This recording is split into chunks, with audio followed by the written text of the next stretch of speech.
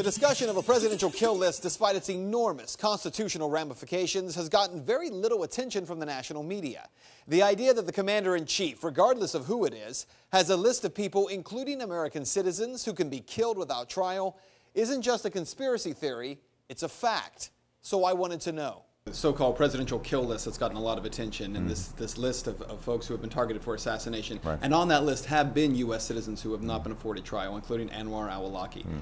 How do you, as president, or any president for that matter, regardless of party or person, utilize that power to assassinate even U.S. citizens? Well, first of all, you're basing this on reports in the news that have never been confirmed by me, and I don't talk about our national security decisions in that way.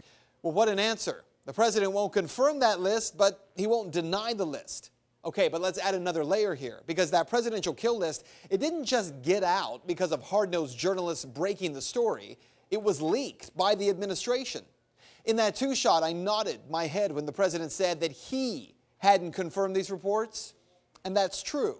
So who has?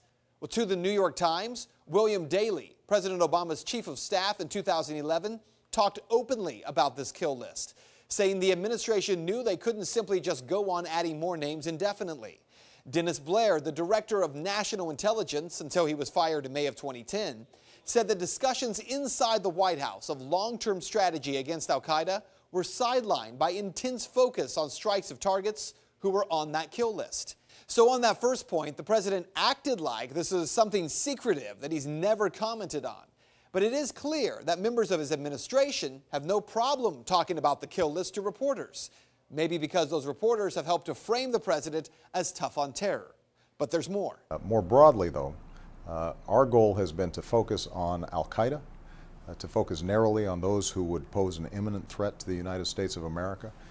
And that's why it's not just bin Laden, but a whole tier of al-Qaeda leadership has been taken off the field. And that's part of what has allowed us to now begin to transition out of Afghanistan, to begin to bring our troops home. Again, what the president said here misses at least one important point. The president's war with al-Qaeda has gone far from the borders of Afghanistan to nations like Yemen.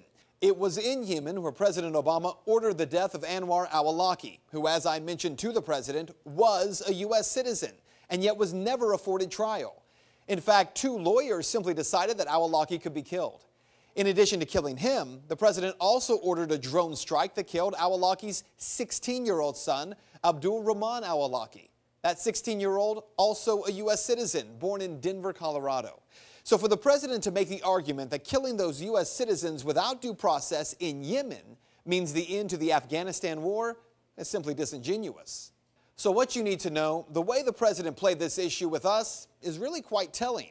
When questioned about the constitutionality of a president, any president, having the power to order the deaths of U.S. citizens, he claims that he's never said that he has a kill list and can't discuss it further. A constitutional lawyer turned president using a power that violates the most basic principle in the Bill of Rights, leaking his use of it when it's politically expedient, then claiming it can't be discussed when it's not. And that is Reality Check.